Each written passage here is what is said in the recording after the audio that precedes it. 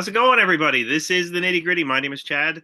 With me, as usual, is Leonard. This is a show about pro wrestling. And before we get to our topic this week, we would be remiss, Leonard. This will be Yes. a week or two old by this point, but just a little bit of news and notes. We got, by the time you see this, I'm sure AEW Revolution 2025 will have happened. That happens on March 9th. But what happened at Elimination Chamber was that John Cena turned heel. And I did not watch this entire event because we had a ton of things going on that particular day. So I didn't get a chance to watch the whole thing. But I actually had it spoiled for me because I looked on Twitter very briefly and somebody had posted it on Twitter because by the time I was getting ready to watch it, it had already happened. But yeah, I was very surprised. I wasn't surprised that he won the chamber because I thought that that was the way they were going anyway. But I did not see the heel turn coming because, honestly, when Cena was a full-time guy, a lot of people, including myself, were wondering, when is he going to turn heel? Are they going to do it? When are they going to do it? And then it became, they're never going to do it. Who cares? But now that he's not a full-time guy, I don't think anybody was expecting them to go this route because he's getting ready to be done. He's on the verge of potentially breaking Ric Flair's 16-time record, and I don't think anybody thought it was going to go this way. But you know what? Hats off to WWE, who their product I've criticized here in the past, but this was a story turn that they needed and was a good play. But Leonard, I don't know if you watched the event, probably not, but I'm sure you. No, I did. I have watched the clip. I find the weirdest thing was the Rock's throat slit gesture. Yeah. Yeah. Like, I don't think he knows how to do that. He did it in a weird way. You're right. Yeah, they told him to do the throat, and he's like, "Oh, okay." And yeah, he had no idea how to do that. I liked, and it's worked. It's the number one thing everyone's talking about. It's getting eyeballs on the product. It's put juice to that Cody versus John Cena match. Actually, just earlier tonight, I said to my wife, I said, "This is a sentence you will understand." I said, the John Cena became a bad guy because The Rock ordered him to beat up Cody Rhodes, and she understood that sentence. Right. Well, yeah, and you said she knows who all three of those guys are. Right. I don't want to people throw around the term household name, but they're stars. They're stars outside of wrestling. At least The Rock and John Cena are. So we watched a show that Cody was on. It was like an America's Got Talent thing, but they were doing dumb stunts or something. Not Lonesome Dove with Bret Hart. No, it wasn't Lonesome Dove with Bret Hart. But yeah, you're right. It puts juice to the feud for sure. Because honestly, that was as a face versus face match. I was like, okay, whatever, But the rest of the card that WrestleMania has going on, I find bland. But this puts some energy into it. So yeah, we'll see. We'll see what happens. I don't know that we're going to be seeing John Cena rapping, but who knows?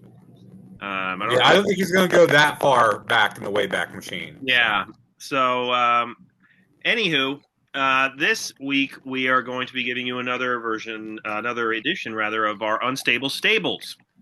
And just going over the rules of Unstable Stables. Basically, we have either a stable or a list of something, and we take those wrestlers, and Leonard and I each draft them into teams.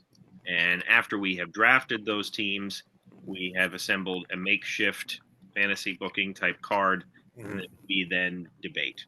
So this time we are going to be doing the Royal Rumble, but we're going to be doing the first person eliminated in each Royal Rumble as one giant stable. So Leonard, take it away. Yeah, so this was a suggestion from good friend of the show, Ronnie, who came across this list. So we're going to be drafting from a list of 34 names, or 17 guys each. Last time we did this, it was the Hart family, with Chad getting the first pick. So I got the first pick this time. and Chad will get the seat first on the card, which we'll get to. And of who we draft, there'll be one person used as a manager or for a run-in. So some exceptions here. We're not including Ric Flair and Shawn Michaels, as they both previously won Rumbles. Michaels was first out in 2003 and Flair in 2007. Also, Santino Marella and The Miz were both eliminated first twice. Santino in 2008 and 2013, Miz in 2015 and 2023, so they only count once. And we're not counting any of the women's Rumbles.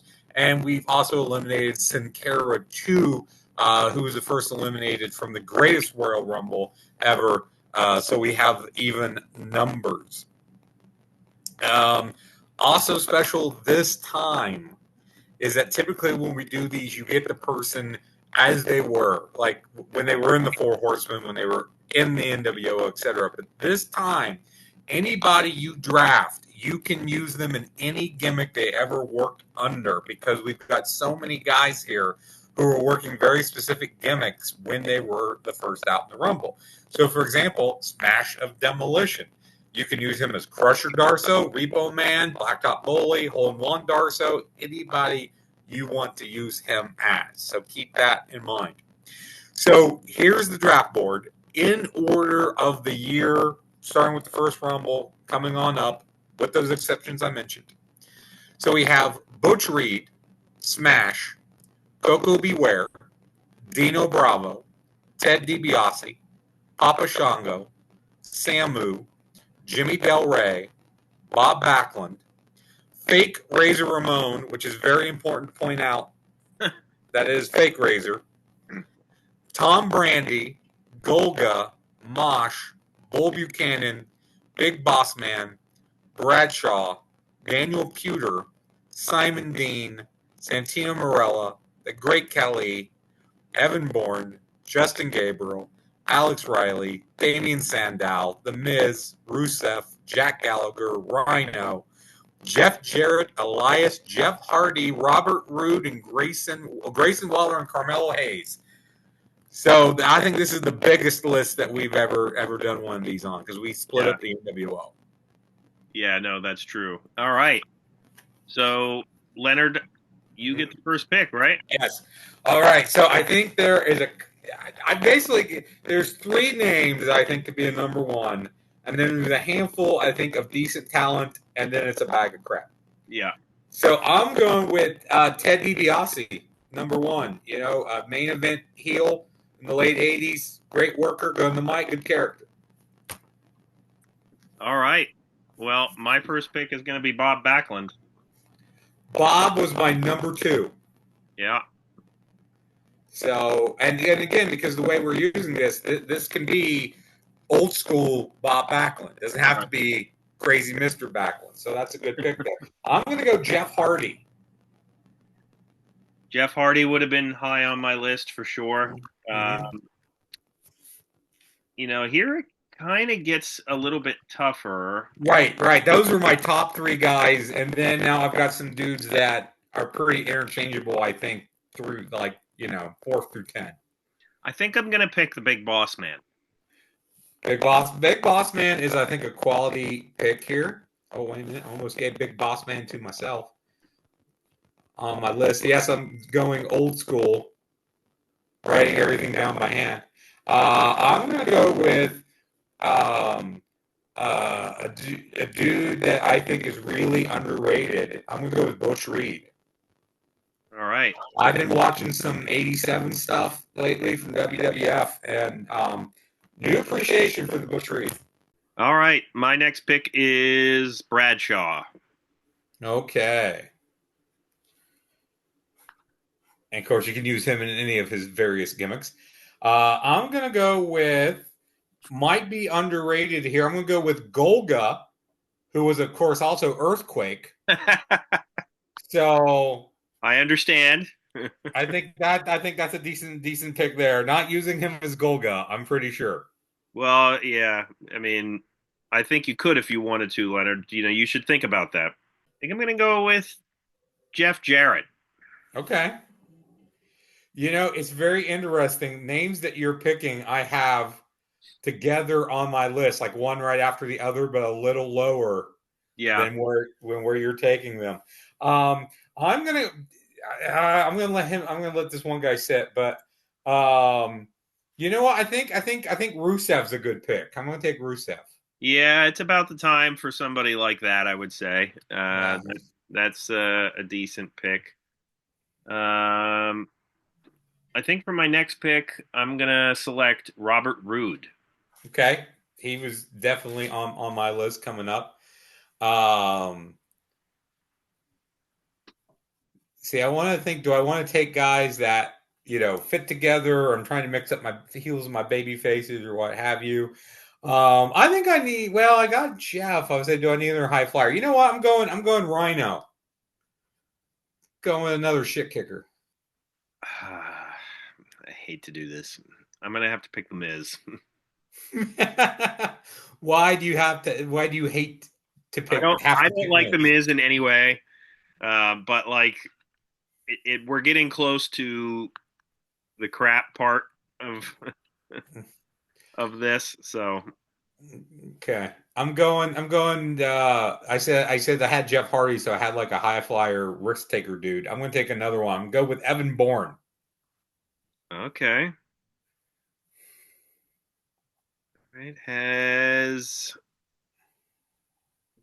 Dino Bravo been taken? Dino Bravo is available. We're gonna go with Dino Bravo. Dino Sorry if I took Bravo. away your tag team idea there. I Possible. Right now I'm just drafting whoever and seeing who I've got. But speaking of tag teams, you know what? I'm gonna take Smash. Barry Darso with all the gimmicks is very versatile. Yeah. All right. Well, I am gonna go with another guy that I do not really like at all. Grayson Waller. Okay. I had him coming up too. I'm going to take a guy who is probably way lower on your radar, but I got a possible idea for him. So I'm going to take him now. I'm going to take Simon Dean, who was also Nova. I don't know if that's gonna help you, but sure. Yeah. All right. Let's see. Who do we have? I would say we're officially in the crap part of the list. Let's go with Papa Shango. Okay. Who, of course, was also the Godfather and the Ultimate Fighting Machine. And I'm going to go with Hall of Famer Coco Beware.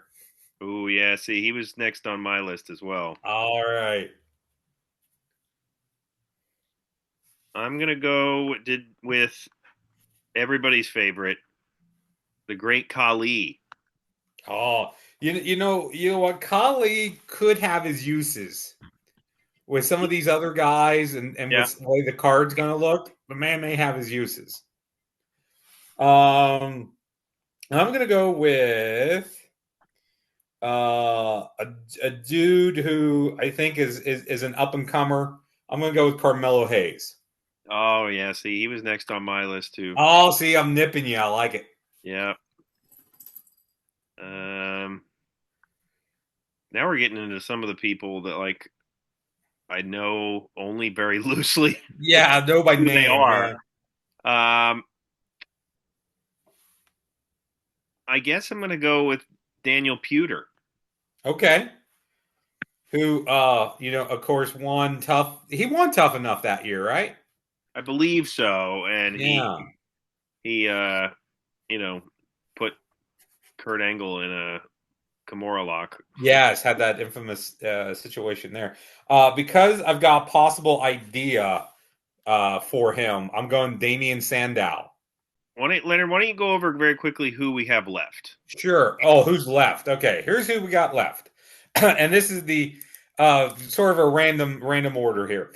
Samu, Bull Buchanan, Elias, Justin Gabriel, Tom Brandy, Jack Gallagher, Jimmy Del Rey, Mosh, Santino Marella, Alex Riley, and the fake Razor Ramon. Go with Jack Gallagher. Jack got Jack Gallagher might have been next for me. I like Jack, like his gimmick. Um, yeah, and there's an interesting mix here of guys, names across different generations, big guys, small guys. Some very interesting names here. I'm gonna go with um, you know what? I'm going with Elias. I like Elias. Always Oh did. man, you got me again. Ah, loving it. Um, you know what? The hell with it. I'm going to go with Santino. Okay. Santino again is a guy with his uses. Absolutely. Um, I'm gonna go with. Oh, I don't know if I've got a use for him, but I'm gonna go Samu. Gotta have a Samoan. All right, and I think I'll go with Tom Brandy. Okay.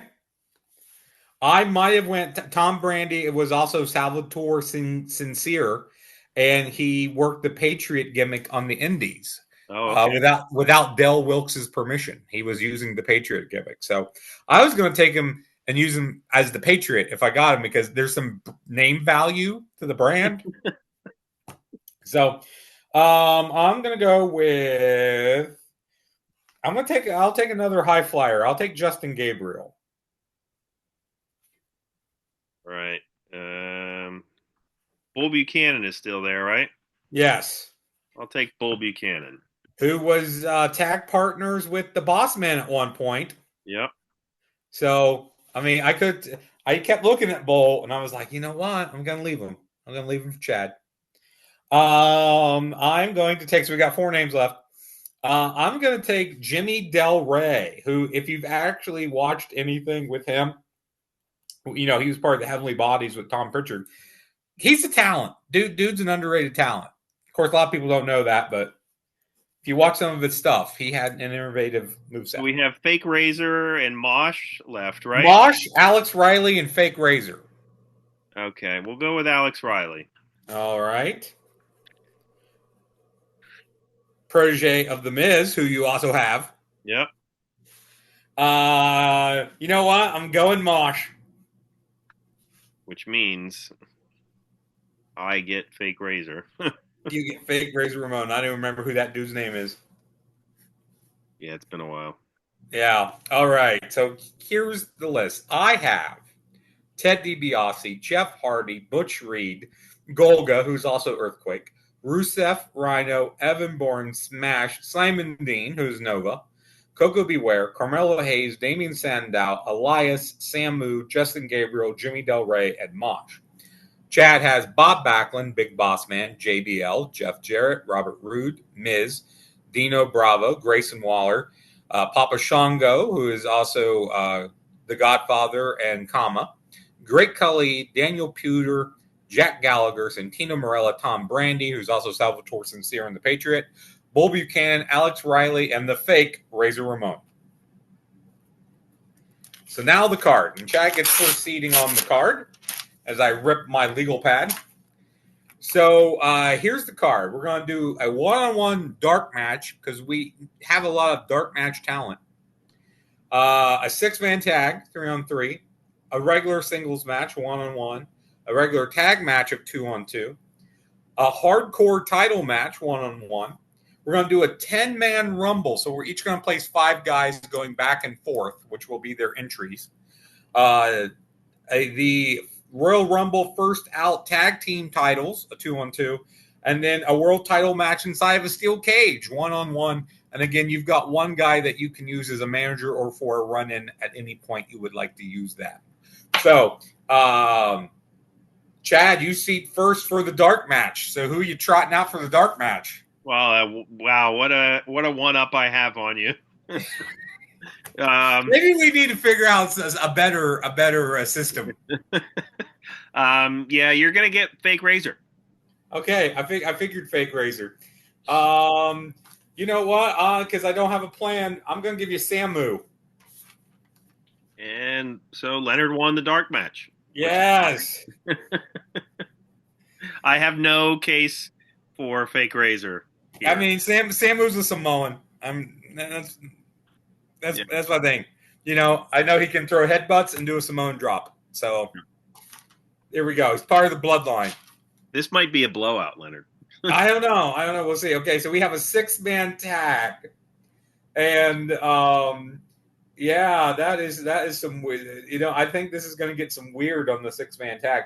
I think I'm going to put together some of my maybe some of my high flyer dudes for the 6-man tag. So I'm going to give you Evan Bourne. I'll give you Justin Gabriel, and I'll give you Carmelo Hayes. All right. So I put together like my light high flyer dudes. Well, then you're getting the Great Khali, Papa Shango, and Dino Bravo. Good counter. Fantastic counter. Great Khali, Dino Bravo. And, well, not Papa Shango. We'll say it's the Godfather. Whoever you want to use him as. As I'm catching up here with my writing, go ahead and make a case for your guys. Well, I think just size alone, size and strength with Dino Bravo there. You got the Godfather who could distract them with hose. Come on now. These high flyer guys are sure to succumb to the hose, if not the strength of Great Khali. I don't think they could pin any of these guys personally. So true, and I would say that my guys would bump like crazy for your dudes though, which would make your dudes look even better. That's true. So yeah, so I would give this one. I haven't started a tally yet, so I won the first one, and Chad is winning the second. All right. So we're 1-1. All right, singles match 1-1, 1 versus 1, I should say. You seat first. Who are you putting out there? Okay, so this is a singles match. How about Robert Roode? Okay, Robert Roode, I think, is a good one to put out there. And who do I want to give Robert Roode to? I want somebody that I think can give him a run for his money, or someone who I think would just get beat by him. I'm going to go with, I don't know if it ever happened, but I'm going to give you Rusev. Okay, so Rusev and Robert Roode. Well, so Rusev certainly has the size, but in terms of wrestling savviness and the fact that Roode was a champion in TNA, he was the top guy, and he was also, I want to say he was NXT champion, wasn't he? Don't quote me on that. But, no, I'd have to check that out. I think yeah. Well, the fact is here, so regardless of what champion he was, he has held a lot of gold. He has always managed to be a pretty good player in whatever company he's in. So I think that without Lana, I think that Robert Roode would be able to beat Rusev in a one-on-one match if we're having the Roode be peak Bobby Roode. Peak Bobby Roode versus peak Rusev. I think it's a good match, actually. Yeah, I think this could be a really good bout.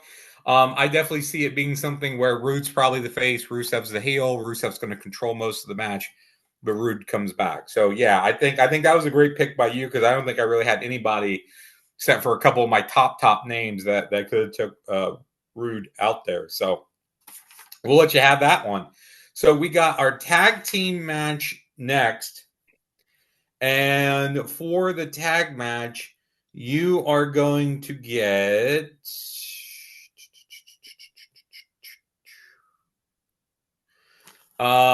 this is the idea I had, and screw it, I'm going to do it.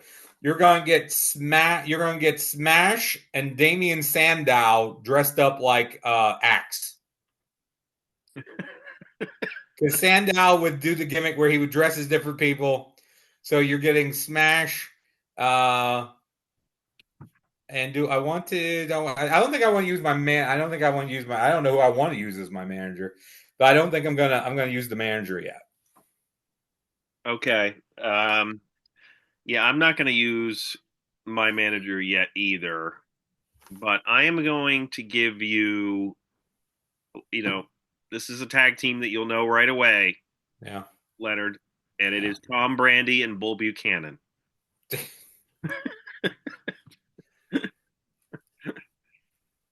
Oh.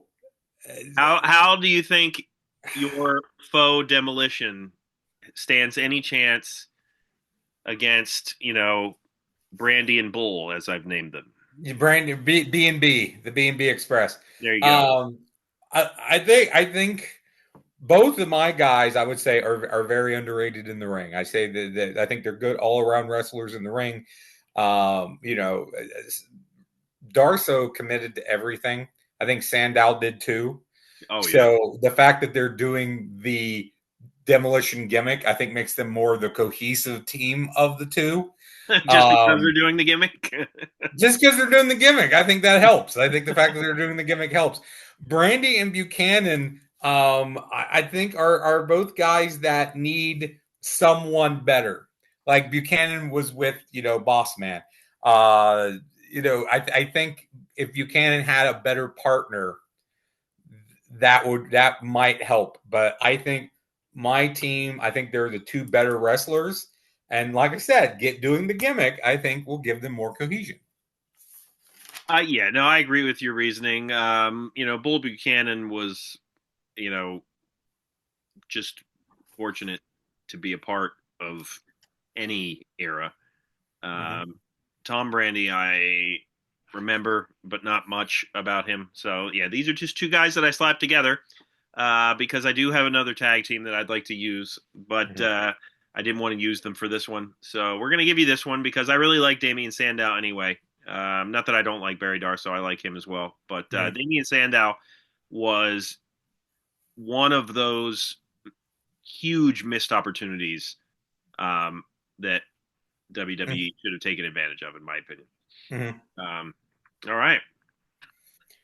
Okay, so hardcore title match. You get the first seed this time. So who's going after the hardcore title for you?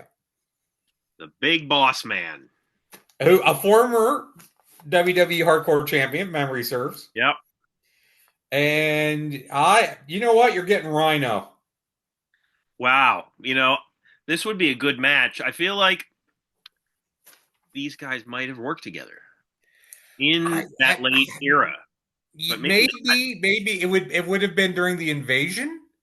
Yeah, like and we'll look that up. But Yeah, would have to so look that. That probably would have been the only time they would have crossed paths. yeah, I mean Yeah. Rhino has worked for a long time.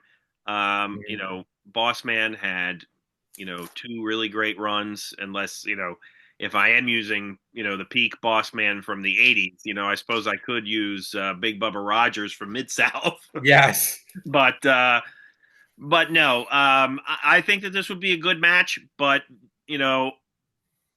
Boss Man has a nightstick, and Rhino, although he is a tough guy and could gore Boss Man into oblivion, I think that Boss Man, just based on his weapons alone and his legacy of being a former hardcore champion, I think has a slight edge here. Rhino comes from ECW, has done a lot of hardcore matches. I think he is a tremendous talent because of the longevity that he has had and the way he's been able to reinvent himself, but still be kind of the core of who he is. I do agree with you the fact that the Boss Man, but that was later Boss Man who had the hardcore titles, not the '80s Boss Man. True. I can't. I guess I can't combine Boss Mans. Yes, you can't have like Universal Boss Man. Um, Although but that sounds awesome, we need to add that to Fever Dreams. just he can, just throughout the course of the match, he just morphs between the different gimmicks. That might be our jump the shark moment for Fever Dreams. Yes. As much as I think a lot of people would probably go with Rhino here because of the gore, because of the more that he's done in ECW, Boss Man, I think, is a great talent. I've said I think underrated and great a lot during this. And as much as I wanted to argue more for my guy Rhino, and I don't think we should have a draw in a hardcore match. I'm going to give it to you. I'm going to give you Boss Man by the slimmest of hairs. Okay, yeah, I do think it would be a close match, but I agree with you. Yeah, that may be the best matchup, at least so far, I think we put together. Yeah. All right, so we got the 10-man Rumble, and we're going to go back and forth and seed these guys, 5 each. And I'm just going to start out with giving you Mosh. Seems like a good opener for any Rumble. Just send Mosh out there. All right, and you're going to have Daniel Puder. Okay. And I would say let's just go through and seed everybody, and then we'll discuss who we think could win here. So my next guy, you know what? I'm going back to the tag well. I'm going to give you Jimmy Del Rey. Jimmy Del Rey, and you're going to get Jack Gallagher. All right, Jack Gallagher. Oh, Daniel Puder, as I keep up with the names here.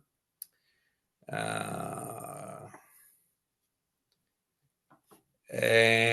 I'm going to go with.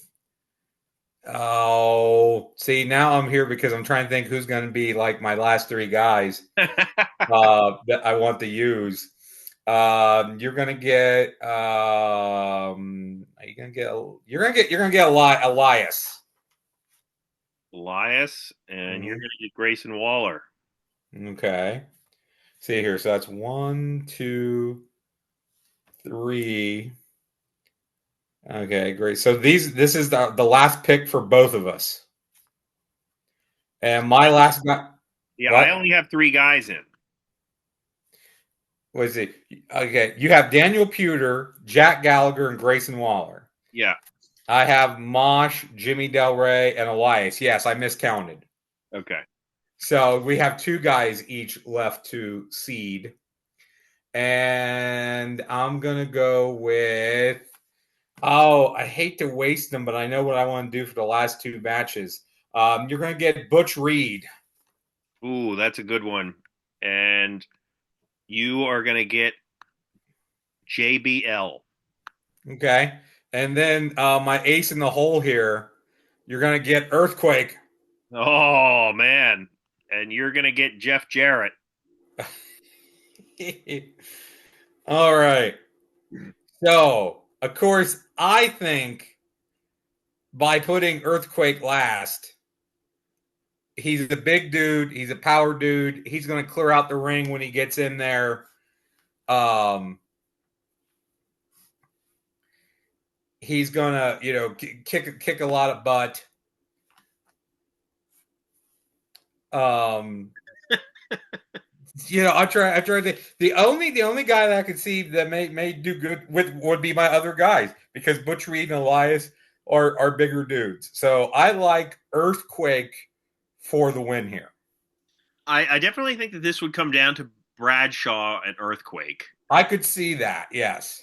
That I would love to make the argument that because Bradshaw is, JBL rather, as a champion, that, he would have the upper hand here. But JBL's finishing move is the clothesline from hell. And I don't know that would necessarily get Earthquake over the top rope for this. So I will give you Earthquake because, I think he deserved to win a Rumble. He was very close. You could have used ammo by saying he was like the last guy in the one Rumble that Hogan won when. Oh, that's true. I didn't even think about that. So yeah, so he, even though he was first out at one point, he was as Golga, which is a totally different gimmick. Right. In the Earthquake gimmick, he was definitely a main event dude. So 3-3. It's not the blowout you thought it was. It's going to come down to these last ones here. So I seeded first. Tag title match. You get to seed first. Who's your tag team? It is going to be The Miz and Alex Riley. Okay. Santino as their manager. Which I figure that's what you were doing. So let me write this down here. I could have used Santino with Bob Backlund. Yeah. Yeah. Okay, so you're gonna get High Energy of Jeff Hardy and Coco Beware. High Energy. That is not what High Energy was. That's what it is here. We're With changing Simon history. Dean. Simon Dean is the manager. Okay. And Well, if I'm using him as a manager, he's going to be Simon Dean. Simon Dean and Santino as managers would make this a hilarious tag match. The fact Yes, because I think they would both be doing a lot of shtick on the outside. All right, so Coco Beware and Jeff Hardy against The Miz and Alex Riley. Honestly, Leonard, I think this is just as, if not more even than our hardcore match. I'd always give that to you. Yeah. I'm struggling to figure out who would win here. I mean, The Miz is obviously a multi-time world champion. Mm-hmm. Alex Riley is just Alex Riley. Yeah. I mean, but Jeff Hardy has held world titles. Right, that's what I mean. Coco Beware is a Hall of Famer. Okay, we're not going to use that as ammo for anything. Oh, come on. Coco Beware, I know that that Miz and Riley, were put together, but they never got along. They never really liked each other. Riley was always just the toady. I think Hardy and Ware maybe have more cohesion. Depends on the version of Jeff I have. I'm gonna give you this because I'm gonna say that Frankie bites the Miz in the face. Yes. Simon Dean has Frankie. I automatically get Frankie. So yes. Yeah. So I'll give you this as the slight win because we can sit here and debate this, and I think we could. I'm not going to hold to a draw with the Miz and Alex Riley. I'm not going to debate that one. So I was going to do Jeff Hardy and Nova because I thought that was a great tag team. You would have lost then. Yes. Yeah. See, I knew that. Yeah. So Simon Dean makes a much better manager for the all-new original High Energy 2.0. See, I might change my mind if you keep calling it High Energy. All right. We're moving past it then. We'll move. So we got our steel cage match, and we know who that's going to be. I'm giving you Ted DiBiase, and he's going to face Bob Backlund, which I don't know. That's probably not a match that ever happened, right? Probably not, because they would. Certainly would have been in the same place at the same time, but I doubt they would have ever worked together. Yeah, right, because they would have been in the WWF. Because Ted did work WWF in the late 70s, but he was, I think, working as a undercard face. And then when Backlund came back in the early 90s, Ted was still there, but he had slowed down and he was tagging with RRS by that point. Right. And so so I don't know. That's one of those ones we need to look up. But if we're talking Bob Backlund in his prime, so we're talking late 70s WWE champ Bob Backlund versus Ted DiBiase, $1 Million Man in his prime, so we're talking late 80s Ted DiBiase here. In a steel cage, just because I thought it'd be cool to have the main event be a steel cage. And both these, I know Backlund has done steel cage matches. I assume DiBiase has, probably when he was in Mid-South. So this, I think, is even too. I want to hear your thoughts before I start making my argument. But I think this is a good match. I mean, yeah, this is a classic heel versus face match if you want to go that way. And assuming you're using the $1 Million Man version of Ted. I think I would, against because I assume you're not doing crazy old man Mr. Backlund. You're doing although he was a world champion then as well, right? But no, I'm going to use the peak Backlund, the young guy, and the fact is he was in multiple steel cage matches, some of which are in that early DVD set. The bloodiest cage matches or whatever it was called. Yeah, I forget, but I think he had one. I want to say he had one against Pat Patterson. That sounds right. I know I've seen. I want to say Pat. Was it Stan Hansen? That might have been one too. Or maybe that might have been Bruno and Stan Hansen I saw in the cage. Bruno definitely had a feud with Stan Hansen. Yeah, maybe that was the one But I'm the thinking fact is, of. Bob Backlund has been in multiple steel cage matches, and I know I'm sure DiBiase has too, but Yeah. I can't think of any that really stand out Right. to me for him. So I honestly think that if you gave Bob Backlund as champion for as long as he was a person like Ted DiBiase, Yeah. I think that this would be a good feud. I think it would be a long feud, but I ultimately think that Bob Backlund would have the upper hand here slightly. Right. If this is a steel cage match, then it's the blow off. And like you said, I think Bob has more experience in the steel cage. Even if this was a straight up singles match, I think I would still lean toward Bob. Even though both guys are great ring technicians, you want to send the fans home happy with the face winning. So again, I think this is a great match, but I would lean towards Bob a little bit more than Ted here. So that actually ties us 4-4. This is the first draw. First, because I did not think about having an uneven amount of matches. Right, right. So I was just And trying to make the numbers work with who we were going to have. if we had more time on our Zoom here, we could bring back Shawn Michaels and Ric Flair and flip a coin to see who gets those guys. But you know what? This was fun, so we'll just call this a draw unless you have an objection. No, I think that's a draw. That's good. And next time I'll just have to keep in mind that I need to have an uneven amount of matches. Either do 7 or do 9. When I saw your card for this and it involved like a mini Royal Rumble, I was like, how are we going to have enough guys for all this? But we certainly did. It worked. Yeah, I did the match. This is, like I said, the most guys we've ever had. We had 17 each. Right. And that's why I did the Rumble, so we could use up guys. If we hadn't done that, this would have been like a 13, 14 match card. Right. Yeah. The guys you took off made sense to take them off. So, Yeah. all right. Well, let us know what you thought. If you have any favorites for the people that were eliminated first in the Royal Rumble, even though we didn't use Flair or Michaels, but check out our other episodes that are out there: Segment Surgery, Stupid Questions, What's That Card, and all of our other things that we do. We're available wherever you listen to podcasts as well. For Leonard, my name is Chad, and we will see you next time.